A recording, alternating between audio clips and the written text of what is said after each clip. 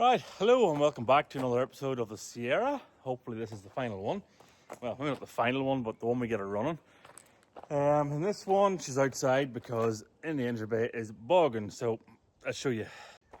Right, so I've covered up most of the stuff that I don't want hit by stray water or chemicals. And I'm going to give just the chassis legs, cross member, really a good power hose down and a degreasing.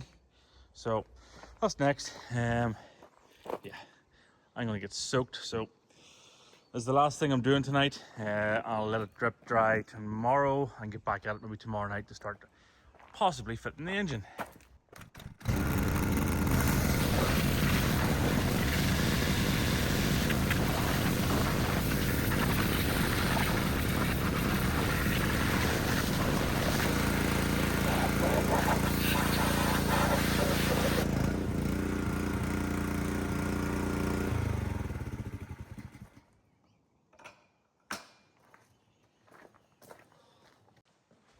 Right, so it's time to torque the flywheel bolts up. I have it off the stand if it's not obvious by now. Sandwich painting all's in. Yeah, I've these up finger tight. So it's time to see if it's getting these torqued. Tip for you, if you're not entirely sure of how to do this, one man. Get yourself a bolt that threads into one of the bell housing stud, or the holes. Get yourself a big screwdriver, put it in there.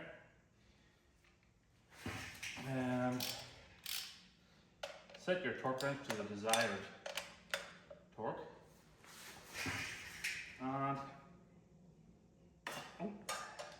slip off the bolt and make a tit out of yourself on YouTube. There we go. Still quite tricky to do it, I will say, on one hand or one man, but it's doable.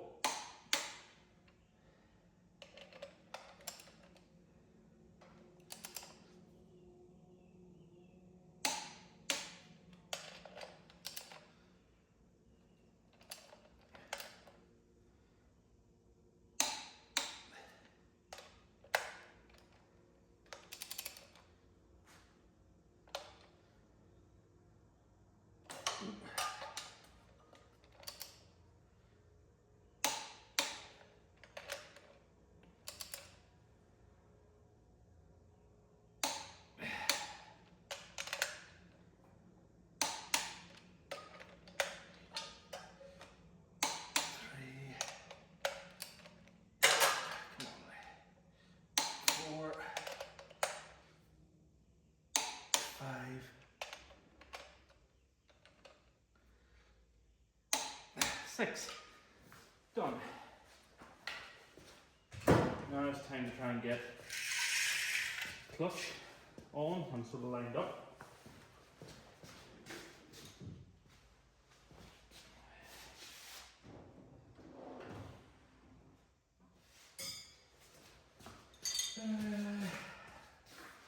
What size are they? 13.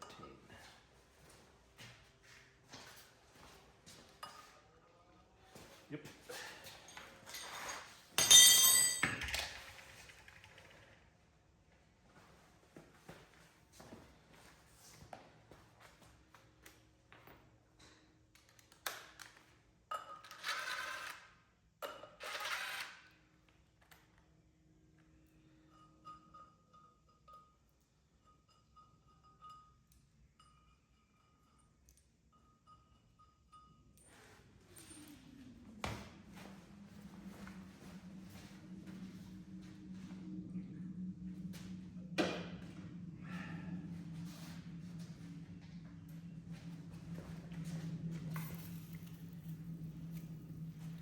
Give it all a bit of a clean down. Degrease it before we start. Okay.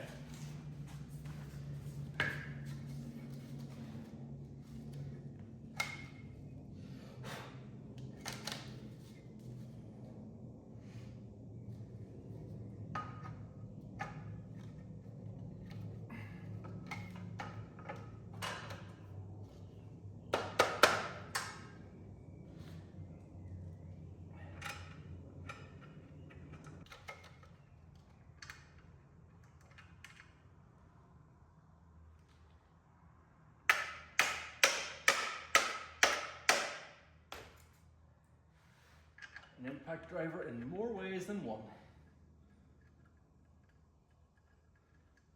Right.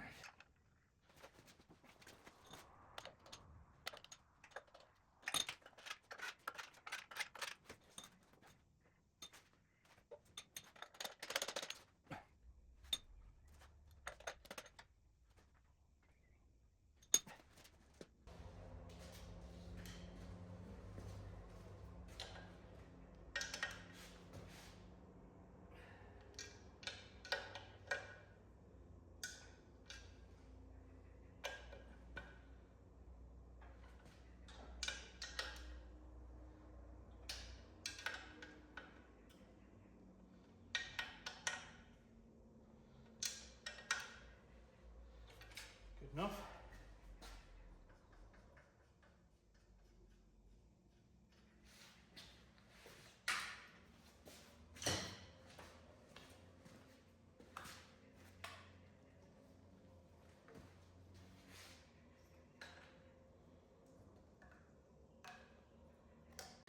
Okay, so I think that just leaves me to put the engine mounts on.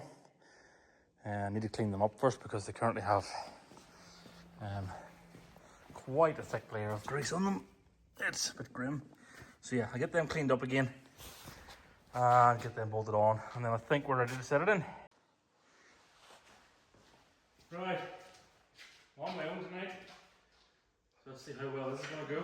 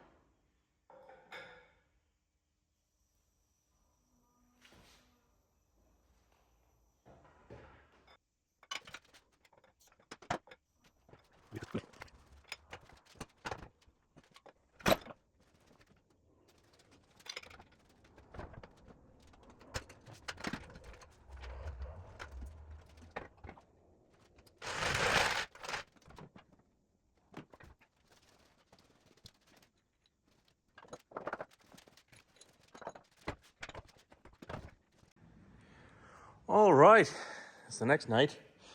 It was about midnight after that last time lapse or whatever. I can't even remember what it took now, to be honest, but engine's in the hole. Wiring is temporarily just laid into the valley to check all the tanks are still good. Thankfully they are. They'll all reach the injectors and everything. That's going to be tucked underneath this. There is a gap under there, and that's going to be poked out here and then ran out to all the different knock centers, oil pressure, coil pack, the alternator charge wire, all that stuff will all come nicely out of the valley there and hidden. You not see it. There's the lambda. It's in there somewhere. Lambda plug and all's left, and it's currently hanging. Just needs routed around the back of the engine. So we're all good. We're taking shape.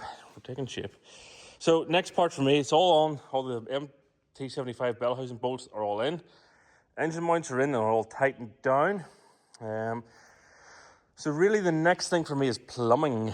I'm going to start getting power steering and stuff modified. Now, power steering. On the power steering pump, there is, hang on,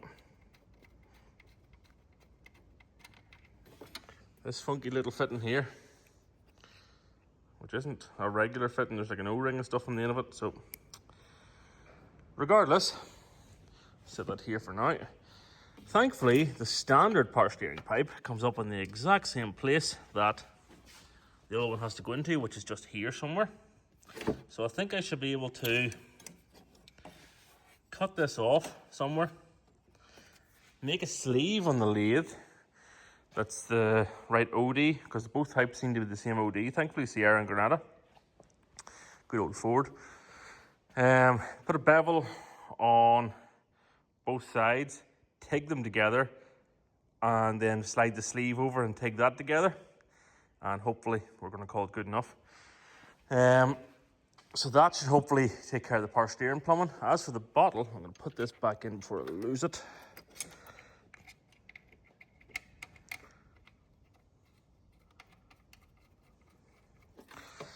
As for the bottle, right, this is a power steering bottle of an RDA4 that I currently have because I've broken RDA4 for the PD, for the Capri, just sitting there, but I think it's going to fit in quite nicely. I need to make a bracket or like a standoff sort of thing for against the inner wing there.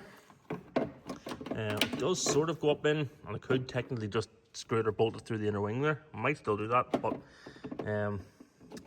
yeah, I think if it's sitting up in there somewhere, it's above the level of the pump, so there's a nice swoop on that pipe coming down for the feed, and the return is a little bit short coming up from the rack, but I'll cut it and put a wee, or not even cut it, I'll cut a wee length of pipe, put a joiner on it, and that's good also. So that's power steering sorted, and our feed and the high pressure side of it, all good.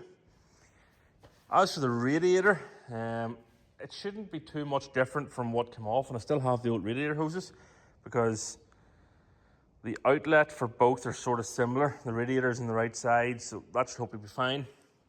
Heater hoses, again, both of those are lovely. They're literally ready to slide on in there, both of them. So that's all good. And so that's that. I have the expansion, which is going to come off here, and I'll have to put a joiner in and run that up into there for the expansion. But yeah, right. I can hear my dog barking, so the shopping must be here. So I'll catch you in a minute. Right, power steering. I have been already and made this little bit on the lathe. It's just a bit of 16mm round bar that I turned down for the right inner diameter to slip on over this. Then this obviously has to go on. Then the fitting that's being TIGged on here, with the thought pattern of that whenever that's TIGged and buffed down, this will go back on and sit up in there. Then I'll be able to take this, sleeve it on over the top of there, put a bit of a TIG bead around that, not much, just a little bit, and then it's double or triple welded, and technically, so hopefully it shouldn't cause many issues. So I'm going to do that. I don't know how much video I'll do of it because it's quite tricky to get in here. I'm going to do it on the car because it's a handling to get the power steering pipe out of the rack. So yeah, let's go.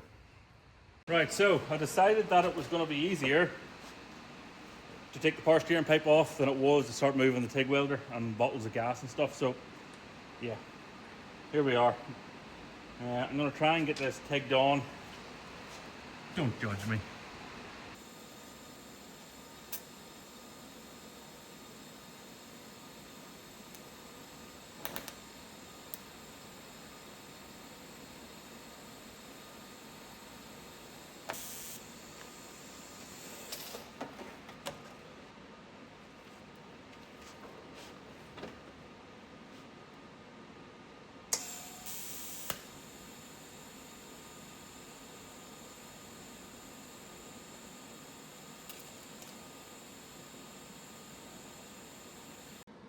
Right, so that's it.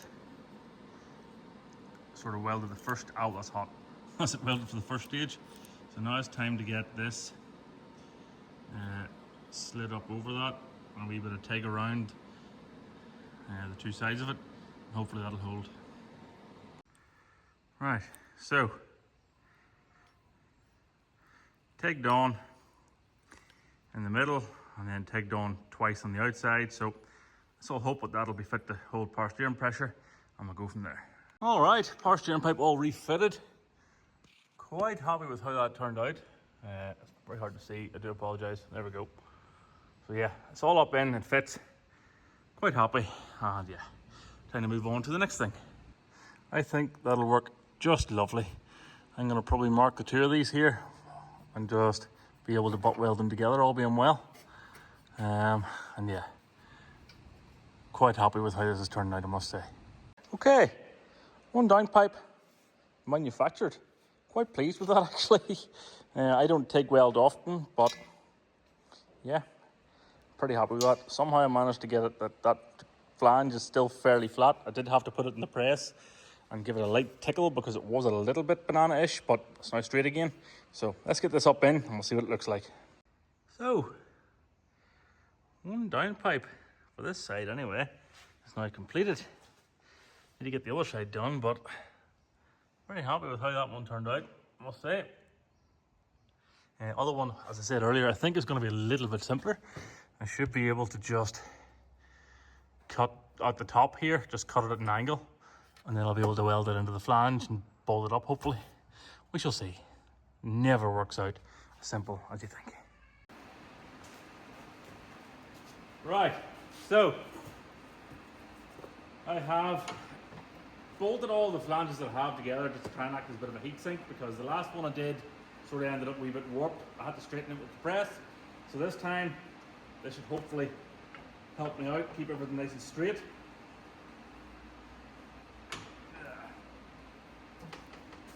So, see if we can get this thing stuck together somehow.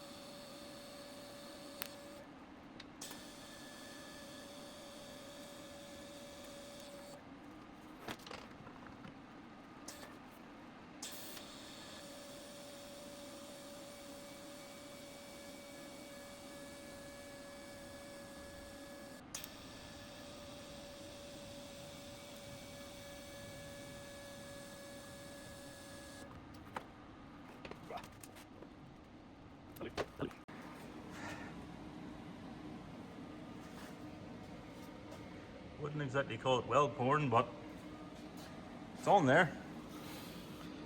It seems to be stuck. So just this one here to do now, so I'll get it wrapped out and then that's the exhaust finished. Right, exhausts are now done. This side was a wee bit easier than the other side. Wee bit of a kink out of the flange and then down into the existing downpipe, so all good and nothing's hitting, thankfully. This side's the same, you've already seen it I think, but there it is again for you. All done, good to go. That's another job crossed off the list. I think next I'm going to leave all this coolant pack out until I get the front wiring done. Fans and everything all need wired. So I get all that done, get the likes of the crank sensor and all plugged in and all the wires run down the front of the engine. Then I can set that in. It is nearing the end. Happy days. Right, that is the power steering bottle mounted. It's on there good and sturdy. Just not entirely certain I like how the hoses are routed, so I might have to do something better with that. I need then to lengthen the return, which will then go up onto this. I need to put a joiner in here, a hose joiner, and then run that up into here. Connect up the heater hoses, connect up the radiator 2 hoses, wire up everything, put the inlet on, fill with fluids, and I think that's us ready for first start. Happy days. Right, time to mount the knock sensor. One slight issue, all the bolts on the block are M10. Hole in this is fit for taking an M8. So, solution. I'm going to stick an M10 bolt into the lathe the end of it down, and then re-tap it for M8. Then I can get this on. So, let's get cracking. Didn't really film much of it, but one of these ends is not like the other. Turned this end down to 8mm, tapped it for, well, not didn't tap it, I used a threading die, I guess, to be technical. But it's now threaded for M8 by 1.25. This end is M10. So, I don't know if you can see me or not. Which one am I getting into? Up here, oh, it's way up here, hang on.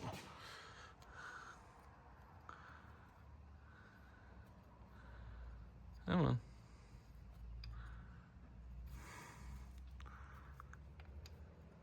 I'll just edit this bit out. It's okay. There we go.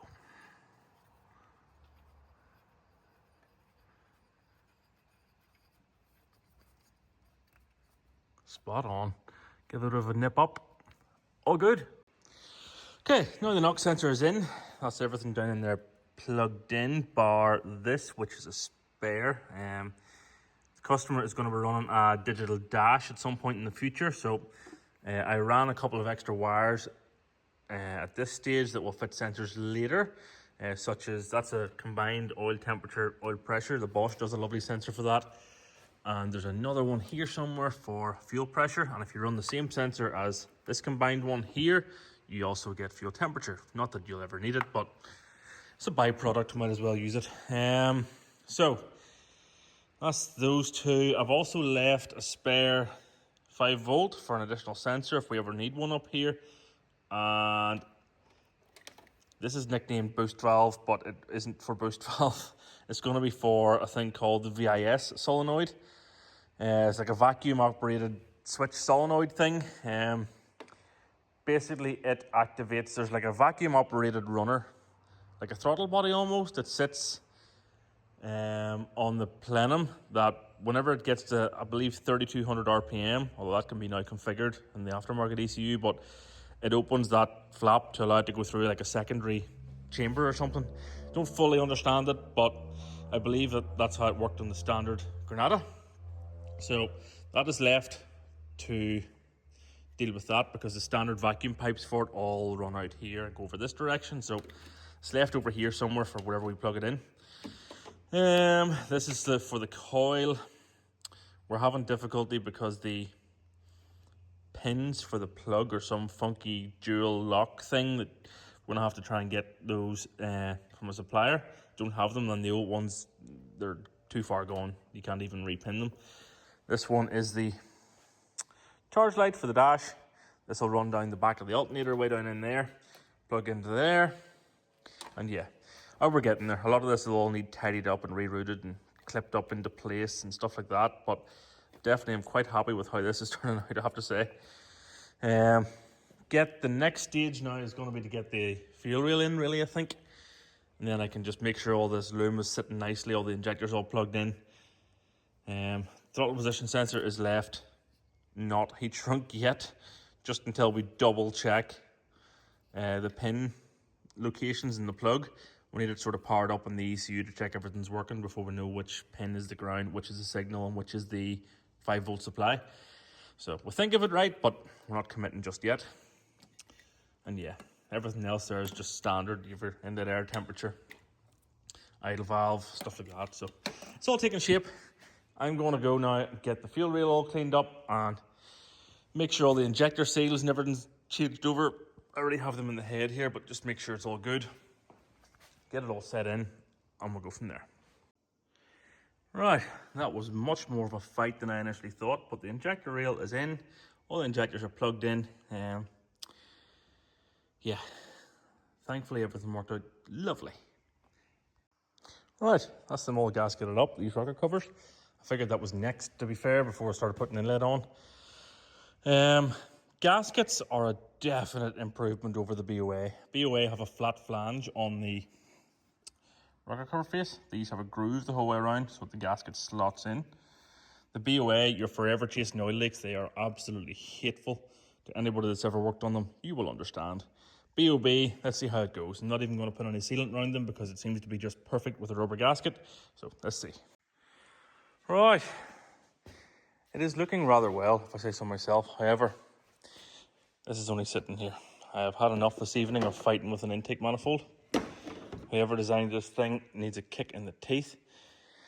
There's that many vacuum lines and pipes and wires, and yeah, and a lot of it is, everything's brittle and broken, and yeah, like this should be a T-piece, which is no longer. There was other things. Oh yes, this was also broken. Yeah, so everything over the years has just been butchered and broken, and yeah. So for now, I'm going to walk away before I get rather pissed off. But it is taking shape. This side is on fully, torqued down, everything. I just need to work out where the vacuum lines and stuff are going to, because a lot of it, again, was broken whenever I got it. I do have pictures from whenever I dismantled it, so I should go have a look at the pictures and reconvene tomorrow night. This is the VIS, or variable intake solenoid or something, or variable, I don't know what it stands for, but basically it opens up whenever it reaches 3200 RPM. So that sits in there. And I believe the vacuum port that goes to this goes to a vacuum solenoid, which is the wire that I left hanging over here, labeled boost valve. I got mixed up. So I think the vacuum lines for that thing, that hooks into that one. The vacuum lines for that thing go over to this, which bolts onto the corner of the coil pack. Then the vacuum line, which goes to the solenoid, which is this back one, will go to a vacuum solenoid, which I assume it must let vacuum through. So once it reaches 3200, auxiliary output 6, for example, trigger this valve, which then opens this to let vacuum through this, to open this, to, yeah. Complicated, but we'll get there. It had it on the standard engine. Unless you have an aftermarket, it's quite difficult to do, I think. So I have aftermarket going on this. Let's see if I can make it work. All right, what you see here is a red hot EGR pipe, because I have decided I ain't fitting it. EGR is being blanked off. Bin all the EGRs. But anyway, pipe is now welded onto that. I have modified the other side as well. Welded 2 pipes, not to blank it off. That still has the wee olive fitting on it, so that'll go back onto that. This will bolt onto the inlet. There we go. EGR blank kit complete. That's it now. Blanked off. Took the original pipe, cut it off, put 2 bolts in and welded them up. Same on this end, so it's now blanked off. That's still hot, but that's now blanked off as well, back on the manifold. So that means now all that's left is to put this on, get all the vacuum pipes and bits and pieces all connected up fully, and yeah, get the manifolds on, fuel lines on, fill her with oil, coil pack, plug leads, a few coolant lines and radiator. First start, hopefully today. Right, so doesn't look like much has changed, but coolant is all now fully plumbed in. Power steering, fully plumbed in. The Viz vacuum solenoid thing is now all in. Need to update the label still. It's one off an Audi A4, but it works. So, got the T-pieces and all made there now for the coolant going there. Everything's all wired in. Coil packs on, leads are on, fuel pipes are on. This in here is going to be adapted very soon for the map sensor off the ECU. Throttle cable is on. I managed to, quite proud of this one. I managed to take this off the old throttle cable. There was a throttle cable on this that was cut with the right end on it. So temporarily, I've put a solderless nipple like off a terminal block on it. I'm going to get a crimp on, fit and do it right, but this makes it adjustable so I can make sure it has it does have full throttle travel. I've already tested it, but I don't trust it long term. So yeah. Next step probably is getting the map all loaded in, all the configuration done, and then coil pack wiring and first start.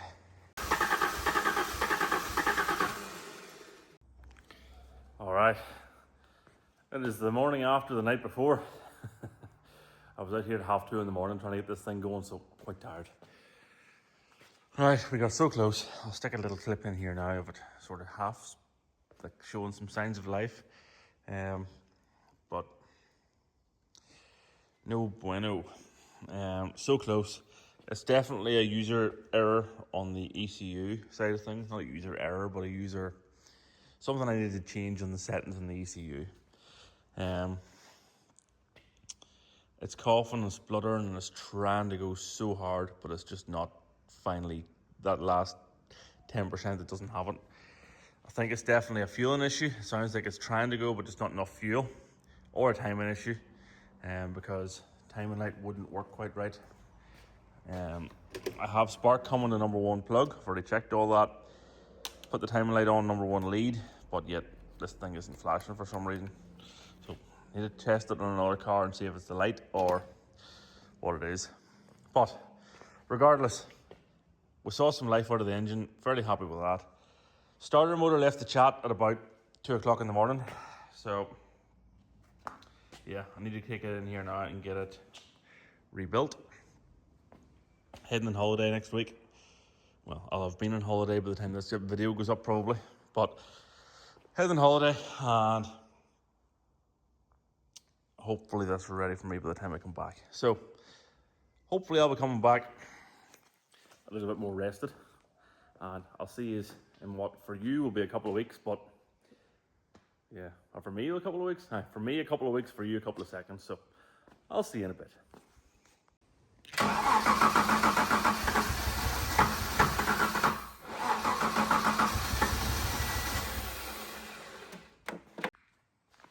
I've disabled the cam sensor, just completely disabled it, which isn't obviously ideal, but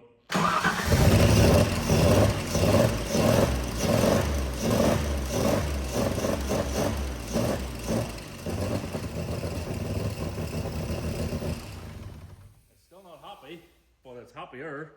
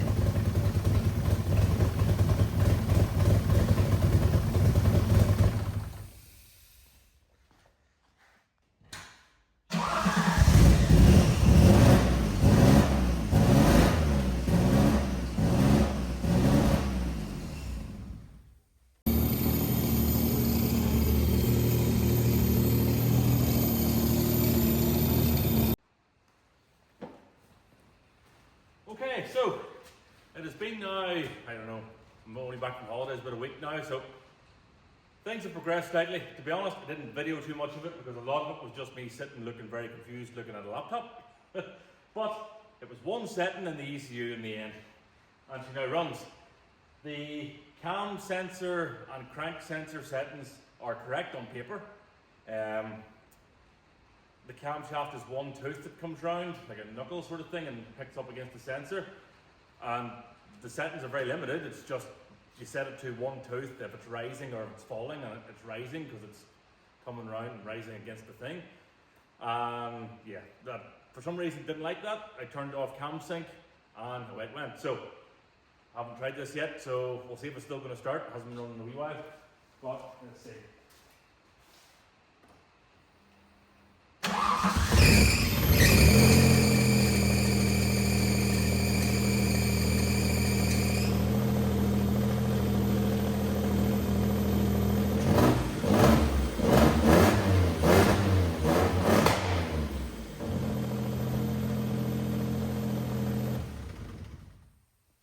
Anyway, she's running again.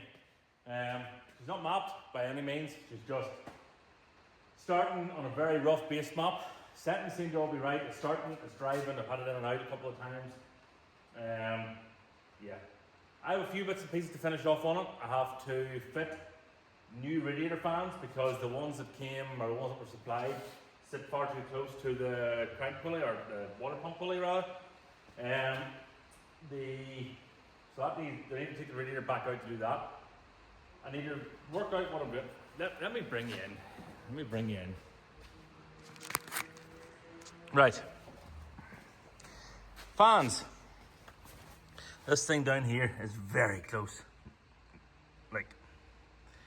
very close to the pulley. That's with one of the fans already removed. I had to take that fan out just to get it in. This one here is half, well, it's turning now. I got it freed up, but it was half seized. But nonetheless, they're coming off.